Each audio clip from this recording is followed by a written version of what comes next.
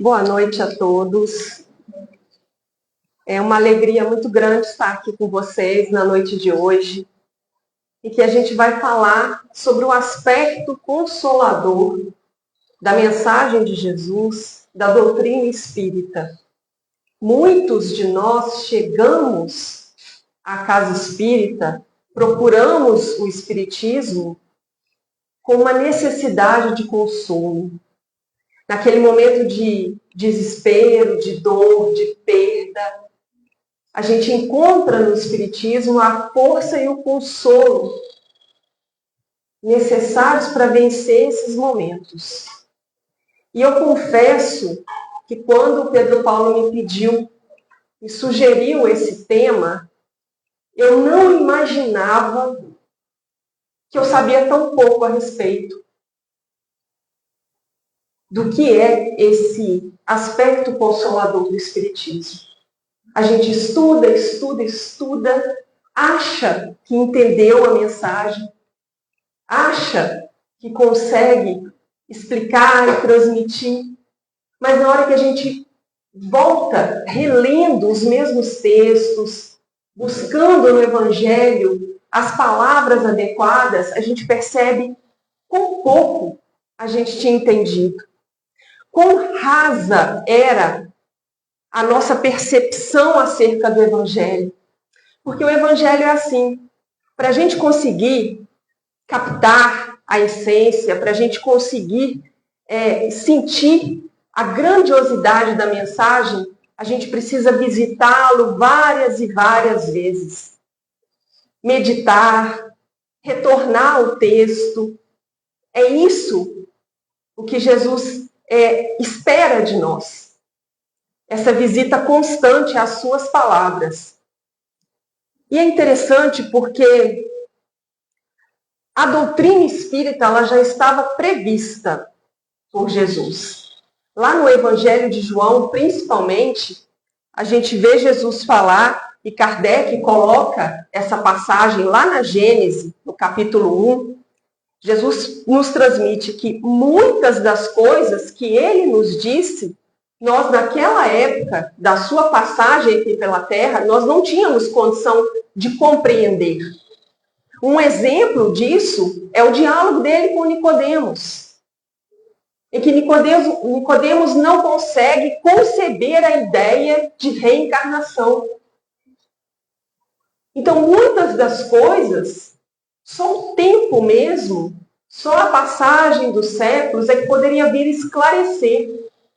Então ele fala isso para a gente. Muitas outras coisas ele ainda tinha a nos dizer, a nos ensinar. Mas naquela época nós não tínhamos condições de aprender, de apreender em profundidade o que ele precisava nos falar. Então ele nos prometeu um consolador. Alguém que vinha esclarecer todas as coisas e relembrar todas as coisas. O consolador, que seria o Espírito de verdade, que ia restabelecer todas as coisas e explicar tudo novamente de uma forma mais clara. Então aqui a gente já percebe que não foi dito tudo por Jesus, que nós não tínhamos condições de entender em profundidade, por isso que ele nos falava em parábolas, para auxiliar o nosso entendimento, para auxiliar que a gente fixasse a ideia. Mas, principalmente, ele sabia que nós, no decorrer dos séculos, íamos retirar aquela pureza do ensinamento e íamos colocar ali uma série de coisas, criar uma série de rituais, de necessidades e de alegorias que ele não tinha trazido. E ele sabia que nós íamos precisar de consolo.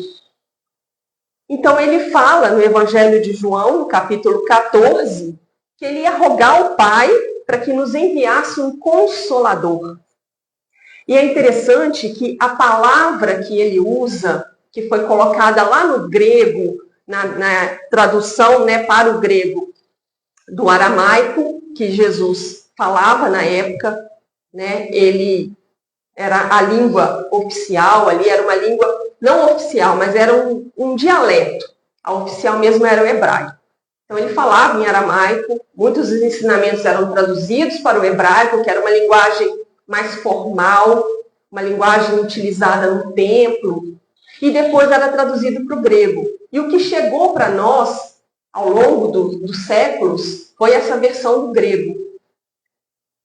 E o que ele disse ali, a palavra que foi colocada no grego, significando, sendo traduzida como consolador para a gente, é a palavra paracletos, que é uma união ali de um prefixo e um outro adjetivo. E significa aquele que caminha junto. Então ele ia enviar alguém que ficaria conosco para sempre, que estaria ao nosso lado, caminhando conosco. Então essa é a promessa dele. E foi traduzida como consolador, né? Mas o sentido original da palavra era aquele que estava sendo ali chamado, convocado a estar ao lado de alguém, a advogar a causa de alguém, a ser um intercessor a favor. Então é isso que ele nos prometeu, um intercessor. E alguém que estaria nos apoiando em todos os momentos, caminhando lado a lado conosco. E ele vai falar isso, que ele não nos deixaria órfãos, né? Que ele voltaria. E nós sabemos, através de muitas mensagens que Kardec escreveu ao longo ali daqueles anos da codificação, que o Espírito da verdade, ou o Espírito de verdade, é o próprio Jesus. Então ele cumpre no Espiritismo a promessa que ele nos fez há 2000 anos atrás. Que ele estaria de volta, estaria conosco para sempre, estaria esclarecendo todas as coisas, e esse é um aspecto fundamental do Espiritismo, que vem ali trazer as chaves para que a gente entenda melhor o Evangelho. Quando nós estudamos o Evangelho segundo o Espiritismo, nós estamos estudando as palavras de Jesus, utilizando a chave interpretativa do Espiritismo. Por isso que é segundo o Espiritismo. Não é um novo Evangelho, mas é o mesmo Evangelho, agora com uma nova ótica, sob um novo prisma. E é interessante que Kardec, ele faz uma pergunta para os espíritos, quando ele está ali codificando a doutrina, por que eles chamavam de Consolador aquela nova religião? Por que o Consolador? Seria o novo Messias, né, aguardado, aquele que viria nos auxiliar na nossa caminhada, no nosso progresso. E os espíritos respondem que este nome, Consolador, ele é muito significativo. E ele é muito direto, ele não tem duplo sentido. Ele encerra toda uma revelação. Então, Jesus, ele previa que nós íamos precisar de consolo. E isso quer dizer que tudo o que nós fizemos da mensagem dele, desde 2000 anos atrás até o advento do Espiritismo, havia sofrido deturpação, desvios. Então ele sabia que isso ia acontecer e ele sabia que em algum momento nós estaríamos desconsolados. Então, o Consolador, quando ele surge através dos espíritos que vão nos transmitindo as mensagens ali, Kardec vai compilando, organizando, eles deixam muito claro que esse nome era um nome adequado, porque nós estávamos precisando e continuamos precisando desse aspecto consolador. Emmanuel tem um texto no livro Opinião Espírita, intitulado Facho Libertador. E ele vai falar desse aspecto consolador do Espiritismo, mas que além de ser consolador, ele é libertador. Porque são duas coisas diferentes. Uma coisa é nós buscarmos a casa espírita para sermos consolados. Outra coisa é quando nós damos um passo adiante e a mensagem espírita nos liberta. Porque se nós sempre buscamos o consolo, se nós sempre chegamos aqui nesse estado de necessidade de consolo, das duas uma. Ou nós estamos cometendo sempre os mesmos equívocos que estão nos machucando, que estão nos afastando da mensagem divina, e nós estamos sempre precisando ser consolados na nossa culpa, no nosso aspecto, no nosso complexo ali de culpa mesmo pelos erros cometidos. Ou nós estamos muito afastados da mensagem. Por isso, essa necessidade, essa sede de consolo. Então, a gente pode buscar o Espiritismo como nós deveríamos buscar o medicamento. O aspecto consolador, ele deve ser um paliativo. Naquele momento de necessidade, aquilo ali te conduz para uma casa espírita, você se sente consolado, você se sente confortado naquele momento, você encontra forças, mas passado a crise, a gente precisa buscar o aspecto libertador, que vem no estudo, que vem na disposição de trabalho, que vem com a nossa disposição para mudarmos o nosso padrão mental, para mudarmos o nosso comportamento. Então, ele tem que ter esse aspecto, não só o consolo, mas oferecer a chave. Porque tem um outro texto de Emmanuel, a gente estava estudando aquela passagem que Jesus entra no templo, né, e derruba ali as mesas dos vendilhões. E Emmanuel colocou assim, que uma coisa é você, em um momento, se indignar com algo e ter uma atitude, não de violência ou revolta, não foi essa a atitude de Jesus, foi uma atitude de indignação com o que estava sendo feito com a casa, aquilo que deveria ser a casa de Deus. Uma coisa é nós nos indignarmos esporadicamente, outra coisa é nós vivermos indignados. E a gente pode trazer isso para o consolo. Uma coisa é nós precisarmos esporadicamente de sermos consolados. Outra coisa é nós vivermos com a necessidade de sermos consolados o tempo todo. Onde está o erro? O erro está que se nós precisamos ser consolados o tempo todo, nós estamos ali nos rebelando contra as leis divinas. Nós estamos tendo dificuldade de viver conforme Jesus nos pede para viver. Porque quando a gente aceita as leis, quando a gente vive de conformidade com o que Ele nos pede, nós já nos sentimos consolados, nós já nos sentimos fortalecidos. Quando a gente pega a mensagem de Jesus no Sermão da Montanha, e olha que nós estudamos durante umas 10 semanas ou mais esse Sermão da Montanha, no NEP. E eu confesso que só agora eu consegui entender um pouquinho melhor a proposta do Sermão da Montanha. Depois de ter lido uma frase em um livro chamado Falando a Terra. Esse livro são como se fossem provérbios. São frases soltas de diversos espíritos.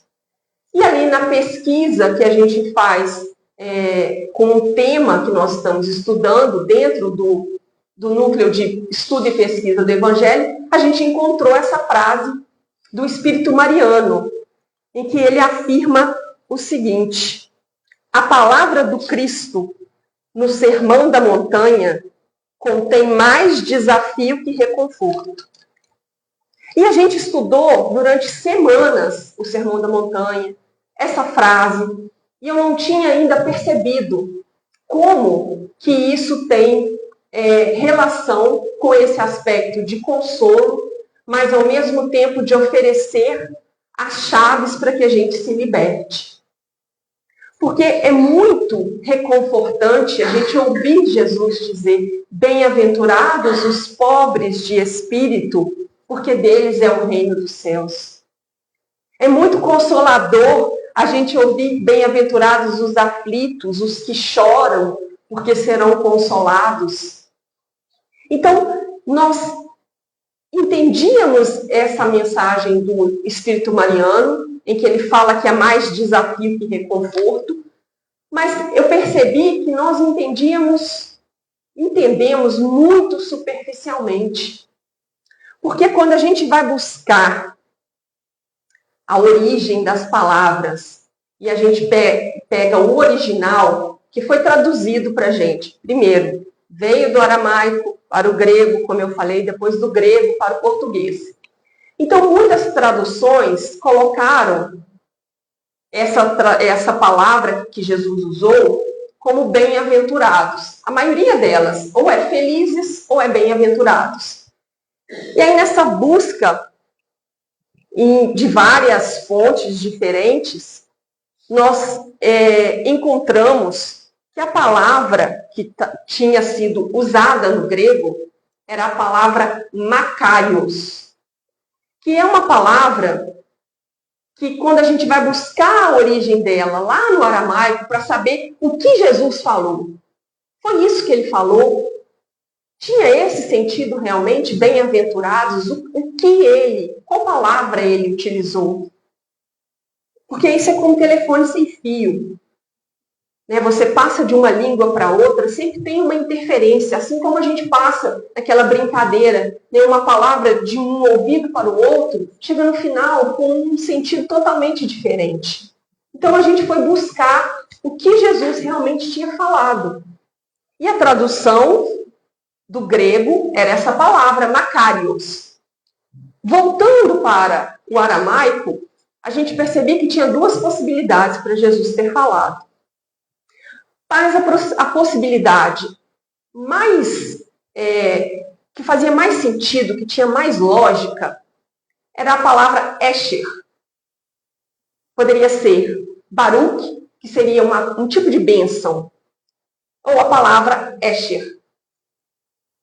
E o mais interessante é que essa palavra Esher, ela foi usada no primeiro salmo. Então é muito provável que Jesus tenha repetido essa palavra.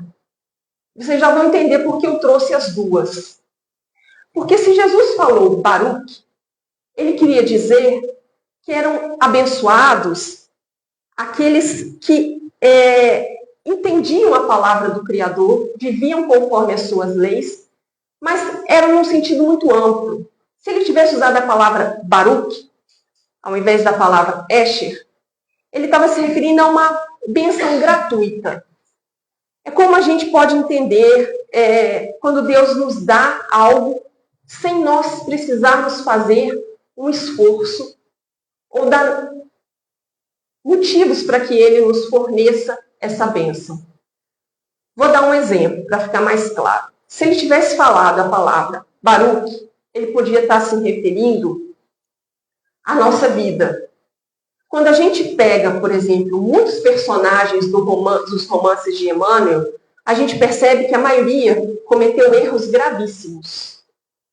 Eram torturas, eram perseguições, eram crimes, traições, eram furtos, todo tipo de iniquidade possível, nós, humanidade, já cometemos.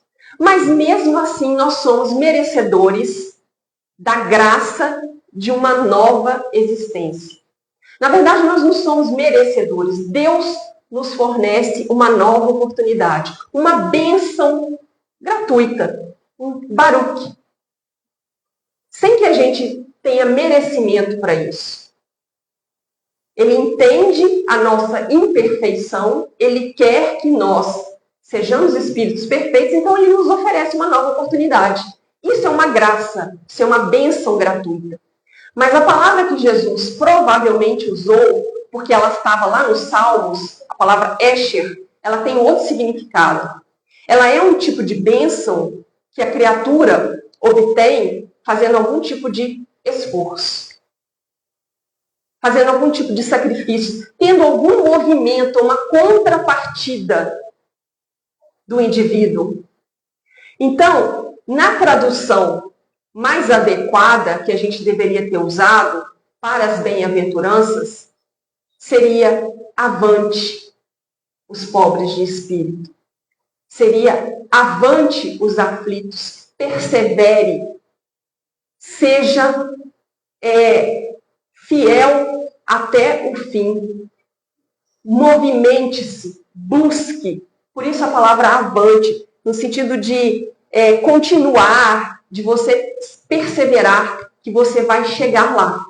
Então precisa de um movimento da criatura, de uma contrapartida da criatura. Então provavelmente foi isso que Jesus disse no Sermão do Monte. Tá, mas então ele trouxe um aspecto consolador. E onde está o desafio que o Espírito Mariano enxergou nas bem-aventuranças? É exatamente essa necessidade de movimentação. Quando a gente fala, e o Espírito Mariano fala no Sermão do Monte, a gente não para nas bem-aventuranças. As bem-aventuranças, elas são um trecho muito pequeno do Sermão do Monte. Ele ocupa 3 capítulos no Evangelho de Mateus. É o capítulo 5, 6 e 7, que Jesus está ali no seu primeiro grande sermão, falando para todo tipo de pessoas. E é nesse sermão que ele vai falar: vós sois o sal da terra. Porém, se o sal tornar-se insosso, com que se salgará? Vê se isso não é um desafio. Nós somos sal da terra, mas nós precisamos nos comportar como sal da terra. E ele continua trazendo: vós sois a luz do mundo. Não se pode ocultar uma cidade situada sobre um monte. E aí está o aspecto do desafio. Ele nos consola. Ele nos diz do nosso potencial. Vós sois a luz do mundo. Mas a luz não é para ser guardada, para ser escondida. Ela deve aparecer. E aí é que está o desafio. Ele continua: brilhe a vossa luz diante dos homens, para que vejam as vossas boas obras e glorifiquem vosso Pai que está nos céus. Vê se isso não é um aspecto de consolo, mas ao mesmo tempo de desafio. Sabe por que Jesus faz isso? Porque não adianta a gente ficar dando um remédio, um paliativo para a criatura. A gente tem que trabalhar na causa. A pessoa chega aqui desesperada. Nós vamos oferecer uma palavra, nós vamos oferecer um auxílio, um ombro amigo, nem que seja para a pessoa apenas chorar. Tem uma passagem do Chico Xavier que ele encontra uma mãe que acabou de perder um filho e ele só abraça essa mãe e chora junto com ela. Não diz uma palavra. E depois de muitos minutos em que ela está chorando, ela se despede dele, agradecendo, porque ela nunca tinha se sentido tão consolada. Então, no primeiro momento, a gente oferece isso. Mas no segundo momento, a gente precisa dar um combustível para a pessoa caminhar, sair daquele lugar em que ela se encontra de necessitada de consolo e passar a ter as rédeas da sua existência. É sair daquela condição de necessitado e dar um passo além. Então é dessa forma que Jesus nos consola. Ele não quer nos dar um consolo que ele sabe que em poucos momentos esse consolo pode se esvair. Não é isso que ele pretende para a gente. Ele pretende nos consolar de uma forma que quando a gente estiver lá, no local que é destinado para nós, que é a perfeição relativa que nós, seres humanos, podemos alcançar, nós estejamos nos sentindo plenamente consolados. Então é esse o propósito, é esse o objetivo. É interessante porque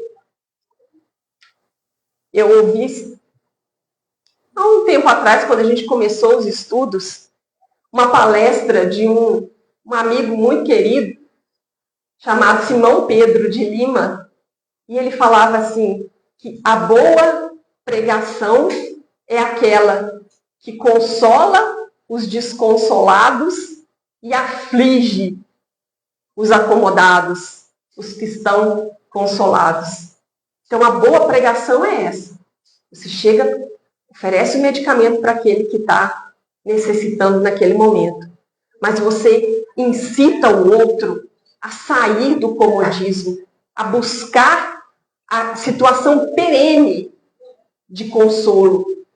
E essa situação só vem com progresso. E quem fala isso é Kardec. E tem uma frase dele que eu não tinha ainda também entendido dessa forma. Mas durante essa preparação para esse estudo eu consegui entender. Que a felicidade, ela é inerente ao grau de aperfeiçoamento do espírito. A gente já ouviu isso diversas vezes. Parece uma coisa que tem muita lógica, muito sentido, mas às vezes a gente tem essa dificuldade de aprofundar e de transferir isso para a nossa existência. Sabe quando que a gente vai se sentir plenamente feliz?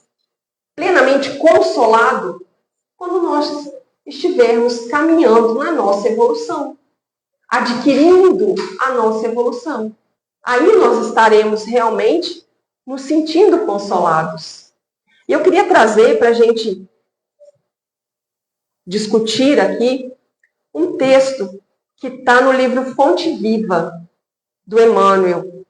E o título desse capítulo é Consegues Ir? E ele vai fazer um comentário sobre aquela passagem de Jesus. Vinde a mim, todos vós que estáis cansados e fatigados, que eu vos aliviarei. Então, Emmanuel vai comentar esse trechinho, vinde a mim. E ele começa assim, o crente escuta o apelo do mestre, anotando abençoadas consolações. O doutrinador repete-o para comunicar vibrações de conforto espiritual aos ouvintes. Então, ele está falando que essa passagem de Jesus, ela é usada por aquele que está estudando, frequentando, por aquele doutrinador, para poder passar, transmitir essa sensação de consolo. Todos ouvem as palavras do Cristo, as quais insistem para que a mente inquieta e o coração atormentado lhe procurem o regaço refrigerante. Então a gente entende, e ele chamando a gente nessa situação de inquietação, de coração atormentado, nos chamando para irmos até ele. Contudo, se é fácil ouvir e repetir o vinde a mim do Senhor, quão difícil é ir para ele. Aqui as palavras do mestre se derramam por vitalizante bálsamo.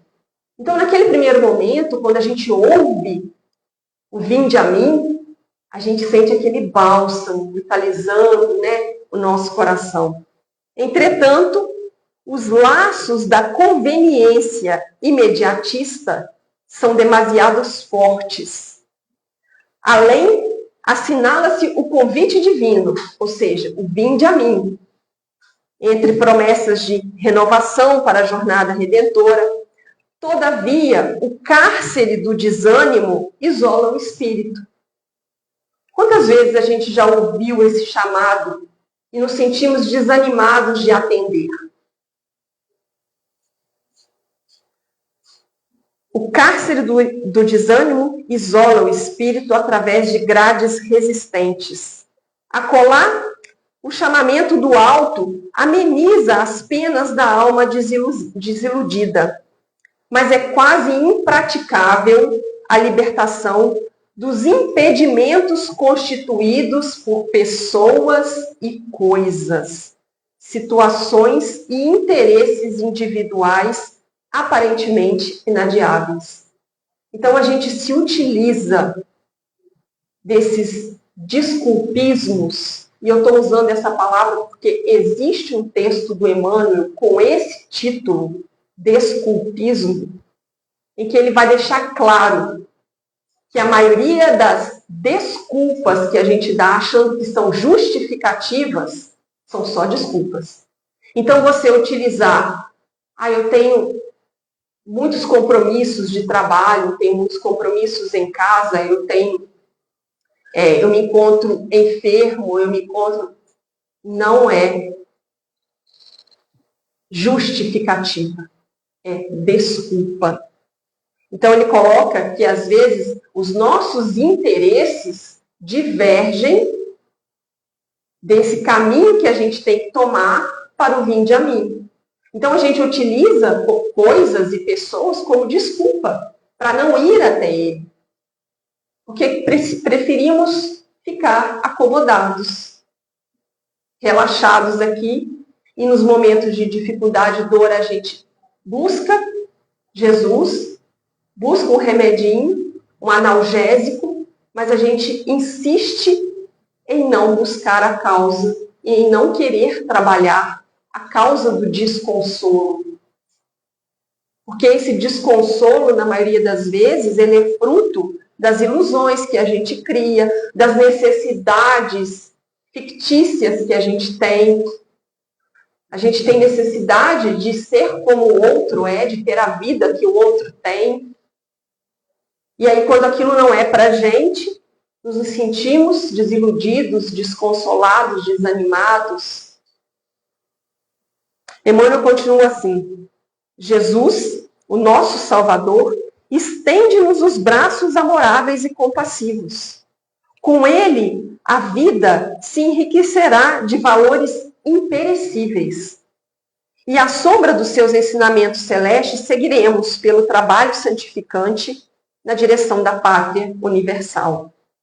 Todos os crentes registram-lhe o apelo consolador, mas raros se revelam suficientemente valorosos na fé para lhe buscarem a companhia, para fazer esse movimento de ir.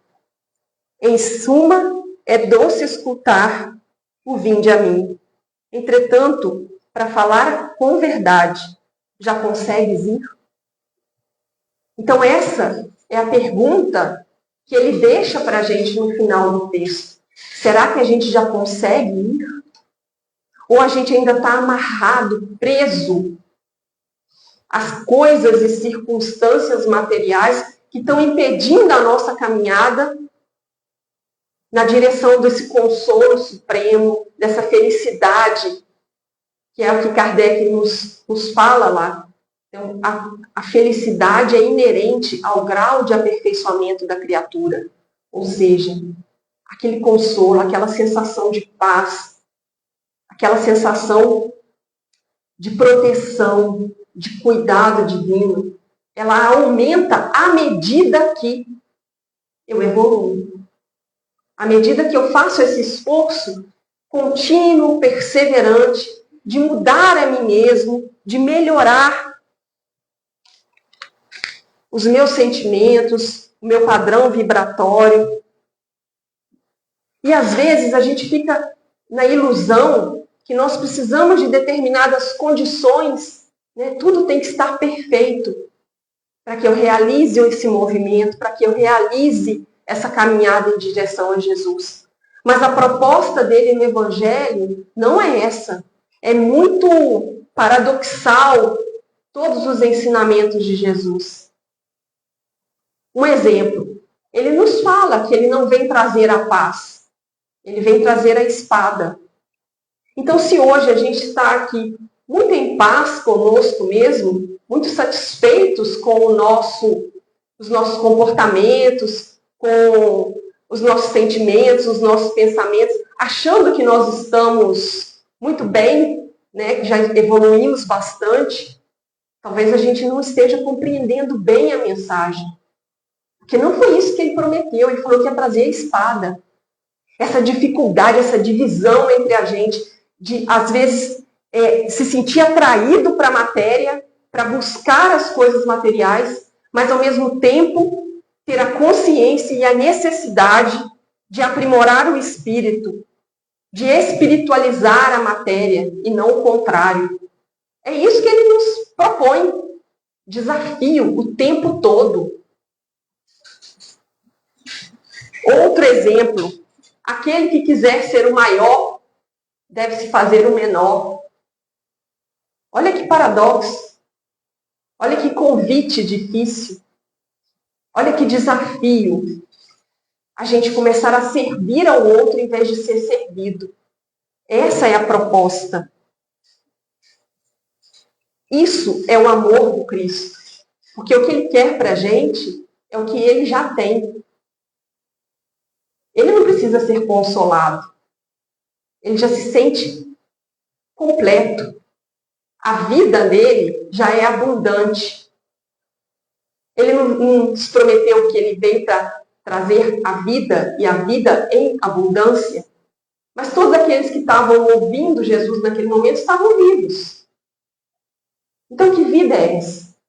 É a vida que ele tem, de comunhão com Deus, de consolo e de felicidade permanente.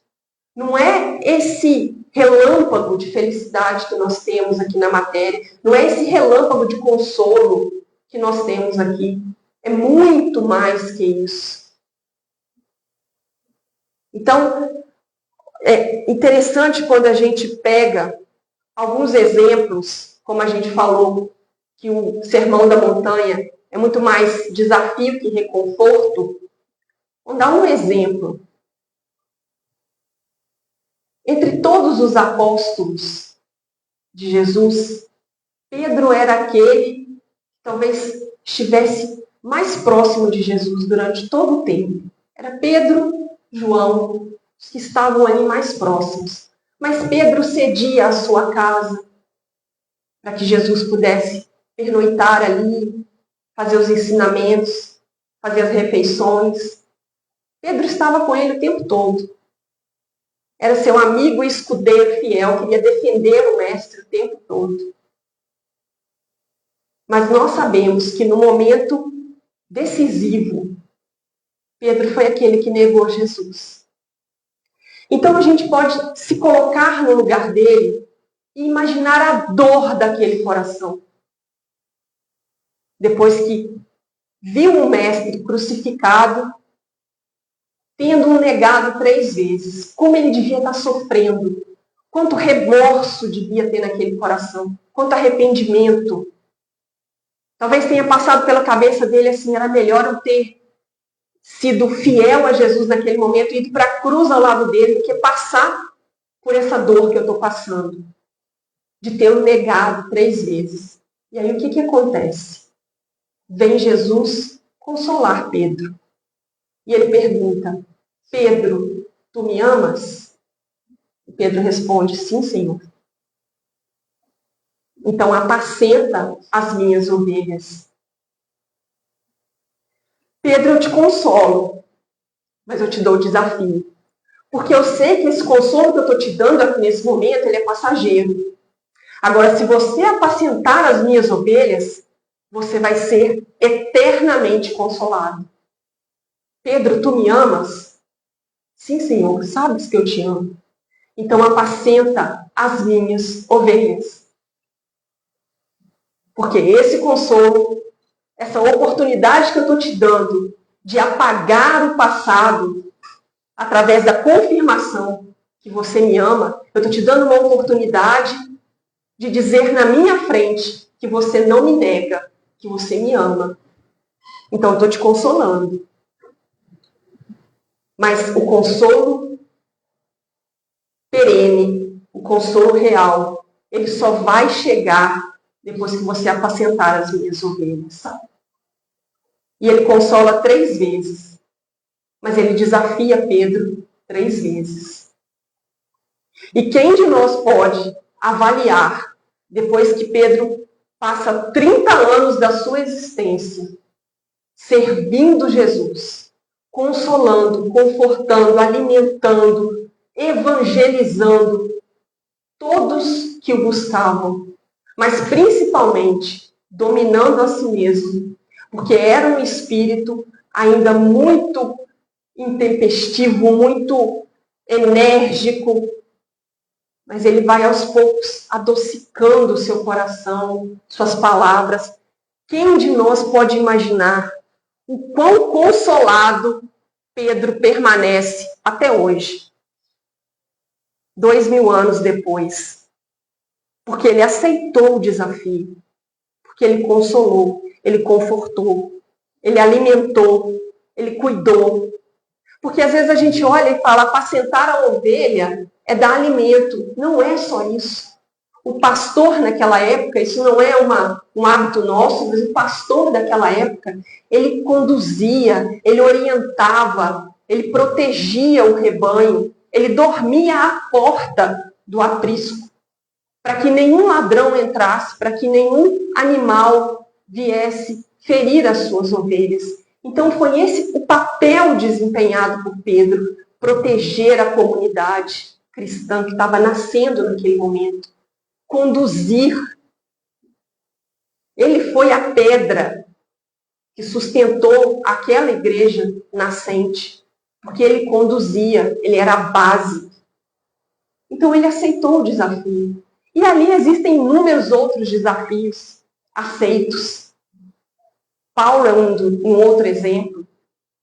Paulo, ao encontrar Jesus, era uma alma inquieta, totalmente sem consolo, porque havia acabado de perder sua noiva, desesperado, revoltado. Ele buscava matar todos os cristãos. E o que Jesus faz? Aparece para ele, lhe dá o consolo, mas também lhe dá o desafio. E ele aceita o desafio. Aceita tanto que ao final da existência dele, ele já podia dizer que não era ele que vivia, mas era o Cristo que vivia nele.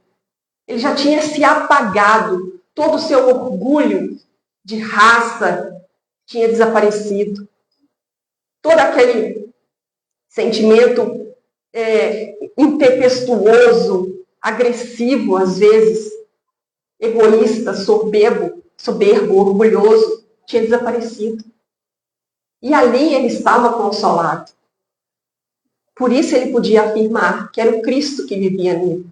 Então hoje, que a gente possa sair daqui consolado sim, mas pensando em aceitar o desafio. Conscientes que esse consolo que a gente recebe, ele é muito pequeno e ele é muito pouco diante de tudo o que a gente pode ter acesso. Como filhos de Deus, nós somos herdeiros dele.